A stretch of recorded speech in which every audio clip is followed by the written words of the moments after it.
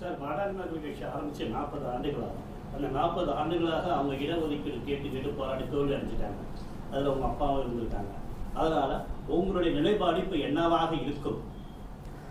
நாங்கள் அடிக்கடி சொல்கிற மாதிரி இந்த மாவீரன் மஞ்சள் படை அமைப்பினுடைய ஒரே கொள்கை வந்து இந்த சமூகத்தை சீர்திருத்துவது, இந்த சமூகத்திற்கான இடஒதுக்கீடு. அதாவது இப்போ பார்த்தீங்கன்னா பாமகவில் வந்து 10% இடஒதுக்கீடு கேட்டோம் அப்படின்னு சொல்லி ஒரு விஷயத்தை எடுத்துக்கிட்டு இருக்காங்க. நாங்கள் கேட்குறது இந்த 10% இடஒதுக்கீடுன்றதே ஏமாற்றம் தான் எங்களுக்கு. எங்கள் தந்தை வந்து காடுவெட்டியார் அவர்கள் வந்து 20% இடஒதுக்கீடு கேட்டு போராடியவர். இன்றைக்கு நாங்கள் எதிர்பார்க்கிறது ஜாதிவாரி கணக்கெடுப்பு எடுத்து இந்த சமூகத்திற்கு உரிய, அதாவது 13 முதல் 14 வரை எங்களுக்கு உரிய இடஒதுக்கீடு வேண்டும், தனி இடஒதுக்கீடு வேண்டும் என்பதை கூடிய விரைவில் தமிழக முதல்வர் மாண்புமிகு தலைவர் ஸ்டாலின் அவர்களை சந்தித்து நேரில் வலியுறுத்த இருக்கிறேன். சார், உங்களுக்கு காந்தி ஜெயந்தி விழா மீட்டு அங்கே உங்களுடைய அப்பாவுடைய ஊர்வலத்தில் அந்த இது வச்சிக்கல, அது வன்னியர் தின விழாவாக கொண்டாடுறீங்களா? வந்தவனா நாங்கள் ஒவ்வொரு ஆண்டுமே இப்போ தெற்கே தேவர் ஜெயந்தி போல் வடக்கே வன்னியர் ஜெயந்தி என்ற தலைப்பில் ஒவ்வொரு ஆண்டும் மாவீரன் காடுவெட்டியார் அவர்களுடைய பிறந்த நாளை வன்னியர் ஜெயந்தி விழாவாக எடுத்துக்கிட்டு இருக்கோம். இப்போ வந்து அவங்களுக்கு பக்கத்தாலே வந்து அவங்க ஒன்று பாட்டாளி மக்களுக்கு சார்பாக ஒன்று கட்டியிருக்காங்க. இப்போ நீங்கள் வந்து ஐயாவுடைய இடத்துல வந்து நீங்கள் கோயில் கட்டிக்கிட்டீங்க, அதுக்கு இதுக்கு என்ன சார் வித்தியாசம்? இல்லை, மணிமண்டபம்ன்றது யார் வேணாலும் எங்கே வேணாலும் கட்டலாம். ஆனால் தலைவருடைய உயிர் எங்கே இருக்குது? அவருடைய நினைவிடத்தில். இன்றைக்கி யார் எங்கே மணிமண்டபம் கட்டினாலும் மேடை திறந்தாலும் தலைவருடைய உயிர் இருக்கிற இடத்துல தான் எங்கள் இளைஞர்களும் சரி பெண்களும் சரி வந்து நேரடியாக வழிபடுறாங்க. அவர்களுக்கு அந்த இடத்துல கோயிலாக நாங்கள் கட்டணுன்றது இந்த எங்களுடைய தனிப்பட்ட ஆசையில் அந்த சமூகத்துடைய ஒரு வேண்டுகோள். நாங்கள் முன்பு சொன்ன போல் எங்கள் சமூகத்திற்கு ஆதரவாகவும் எங்கள் சமூகத்திற்கு யார் பாதுகாப்பாகவும் இருக்கிறாங்களோ அந்தந்த பகுதியில் அந்தந்த தலைவர்களுக்கு உரிய சப்போர்ட்டை நாங்கள் கொடுப்போம் எல்லா மாவட்டத்திலையும். வருகின்ற சட்டமன்ற தேர்தலில் உங்களுடைய நிலைப்பாடுகள் எப்படி இருக்கும்? அது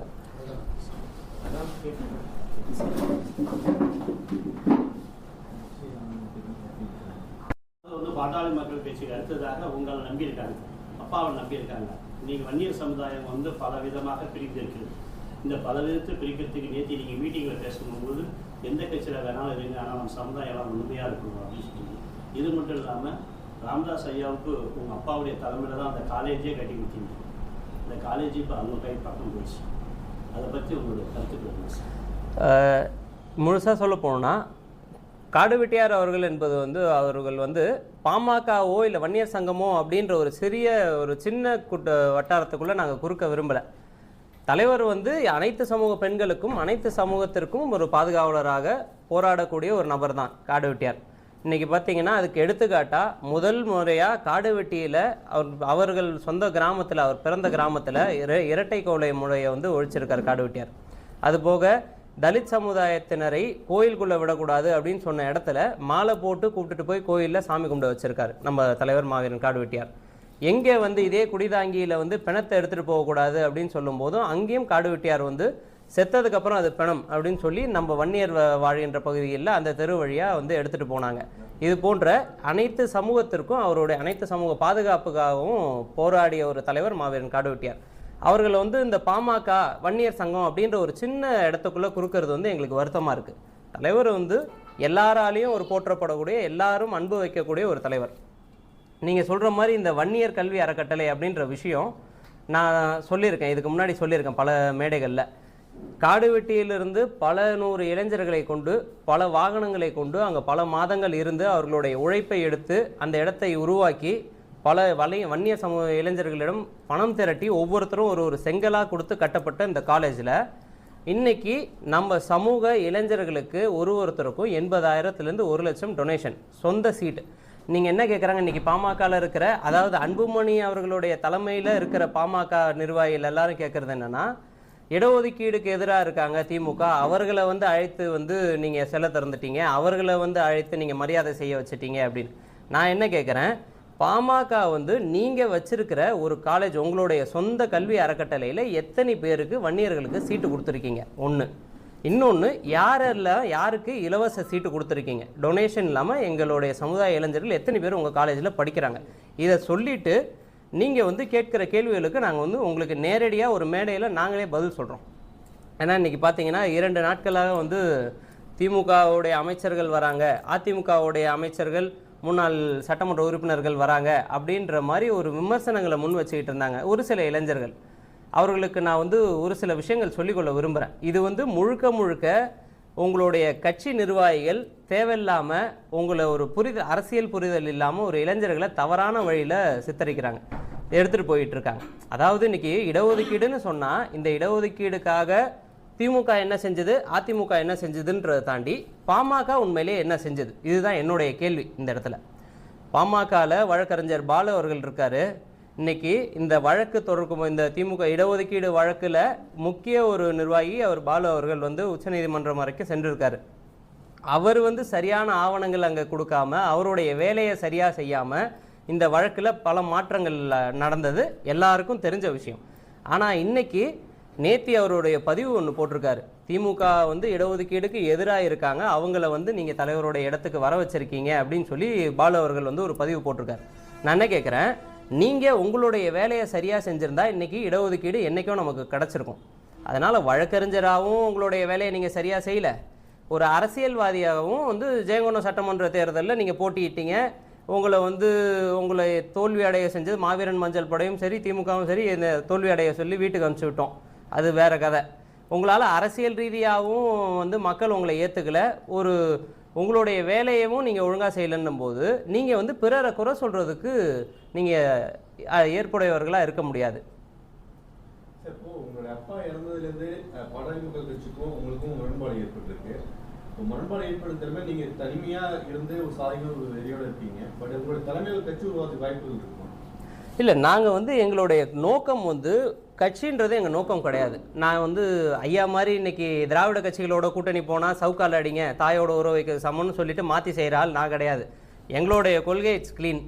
எங்கள் சமுதாயம் வளரணும். இன்றைக்கி காடு வெட்டியார் வந்து விட்டு சென்ற பணிகள் பாதியில் நிற்கிது. அவர்கள் வந்து இந்த வன்னியர் சங்கத்தை எடுத்து பல வன்னியர் இளைஞர்களுடைய வாழ்க்கையை மேலே கொண்டு வரணும்னு ஆசைப்பட்டாங்க. ஆனால் அவர்கள் வந்து ஒரு கட்சியில் இருந்ததுனால, பாமகன்ற ஒரு கட்சியில் இருந்ததுனால அவர்களுடைய வளர்ச்சி அதோடு நின்றுச்சு அப்படின்றத நாங்கள் நினைக்கிறோம். இதே அவர் அந்த கட்சியில் இல்லாமல் தனிப்பட்ட முறையில் வன்னியர் சங்க தலைவராக மட்டும் பணியாற்றிருந்தாங்க அப்படின்னா இன்றைக்கி இந்த சமுதாயம் வந்து மிகப்பெரிய அளவில் பொருளாதார ரீதியாகவும் சரி எல்லா விதங்கள்லையும் பலம் அடைஞ்சிருக்குன்றது எங்களுடைய கருத்து.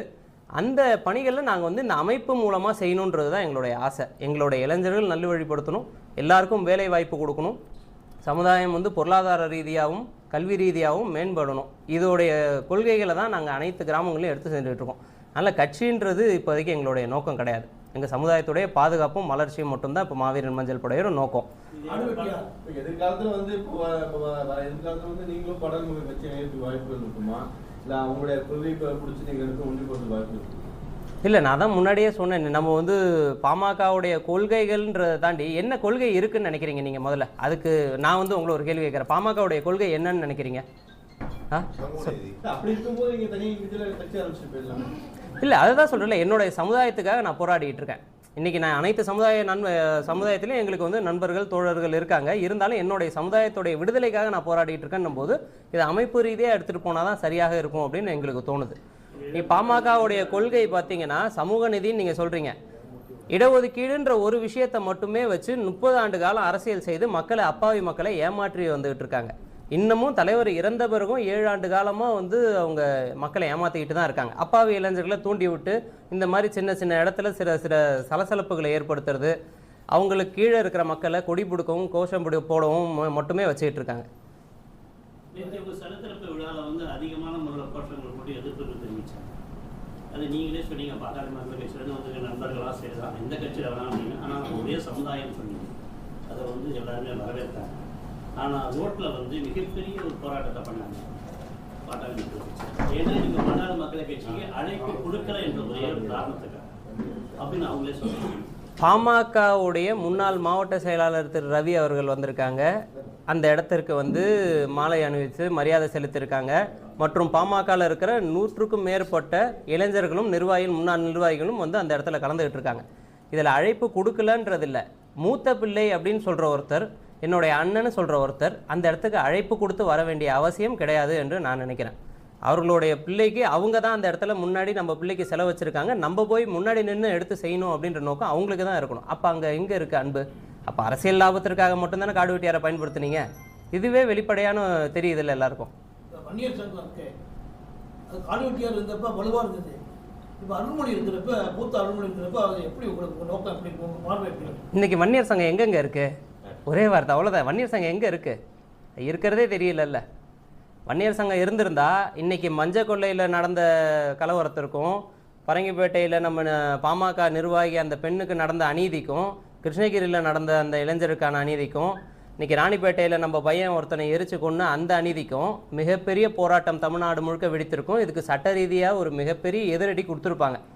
அது நடக்கலைன்னும் போதே உங்களுக்கு தெரியல வன்னியர் சங்கம் இயங்குகிறதா இல்லை யாருடைய கைப்பாவையாக இருக்குது அப்படின்றது. 19% முழுமையாக வன்னியர் சங்கம் ஏற்பாடு பண்ணதா இல்லை பாமக ஏற்பாடு பண்ணதா? இந்த 10% இடஒதுக்கீடுன்றது நான் ஒரு மிகப்பெரிய ஏமாற்றமாக தான் நான் பார்க்குறேன். அவசரமாக ஒரு நிதியை வந்து ஏற்றப்படுறது ஏற்புடைய விஷயம் இல்லை. இதே திமுக அரசில் இவர்கள் இருந்தப்போ 20% இடஒதுக்கீடு கொடுத்துருக்காங்க. இன்னும் சொல்லப்போனால் அருந்ததிய மக்களுக்கும் சரி, இஸ்லாமிய மக்களுக்கும் சரி தனி இடஒதுக்கீடு கொடுத்துருக்காங்க. அதே போல் எங்களுக்கும் இந்த 10% இடஒதுக்கீடுன்றது இல்லை, 13 இல்லை 14% இடஒதுக்கீடு நாங்கள் எதிர்பார்க்கிறோம். மாவீரன் மஞ்சள் படை எதிர்பார்க்கிறோம். எங்களுக்கு ஜாதிவாரி கணக்கெடுப்பு எடுத்து அதற்கு உரிய இடஒதுக்கீடு வேண்டும் என்பதை கூடிய விரைவில் முதல்வரை பார்த்து நாங்கள் வலியுறுத்துவோம். சட்டமன்ற தேர்தலில் அன்புமணி போட்டியிட்டார்னா அவரை எதிர்த்து போட்டியிடறதுக்கு திராவிட கட்சிகளுக்கு உங்களுக்கு அழைப்பு கொடுத்தா நீங்கள் போட்டியிடுவீங்களா? எங்களுக்கு இவர்களை எதிர்க்க வேண்டும் என்ற அவசியம் இல்லை. முதல்ல சொல்ல போனால் எங்களுக்கு இவர்களை எதிர்ப்பு அரசியல் நாங்கள் பண்ணலை. எங்கள் சமூகத்தை பாதுகாக்கணும்னு நாங்கள் போகிறோம். இதற்கு இவர்களே தான் இப்போ நீங்கள் சொன்னீங்க பார்த்தீங்களா, நேற்று ஒரு சில கோஷங்களை எழுப்பி ஒரு சலசலப்பை உண்டாக்குறாங்கன்னு. 40 ஆண்டு கால அரசியல் வாழ்க்கையை பார்த்தவர் இன்றைக்கி 4 வருஷமாக அமைப்பு நடத்த என்னை பார்த்து பயப்படுறாங்கன்றது தான் இதை நான் பார்க்குறேன். அப்படி தான் நான் அதை பார்க்குறேன். 4 வருஷமாக ஒரு அமைப்பை நடத்திக்கிட்டு இருக்கேன். ஒரு சிறுவன் சொல்கிறாங்களே, அந்த சிறுவனை பார்த்து 40 ஆண்டு காலமாக அரசியல் பண்ண ஒரு தலைவர் வந்து பயந்து இந்த சலசலப்பை உருவாக்குறாருன்னும் போது இதுவே எனக்கு ஒரு முதல் வெற்றி தான். அதனால் இதுக்கு மேலே அவங்கள நான் தோக்கடிச்சு தான் நான் என்னுடைய வெற்றியை நிரூபிக்கணுன்ற அவசியம் இல்லை. என்னுடைய வழியில் நான் சென்றுட்டு இருக்கேன்.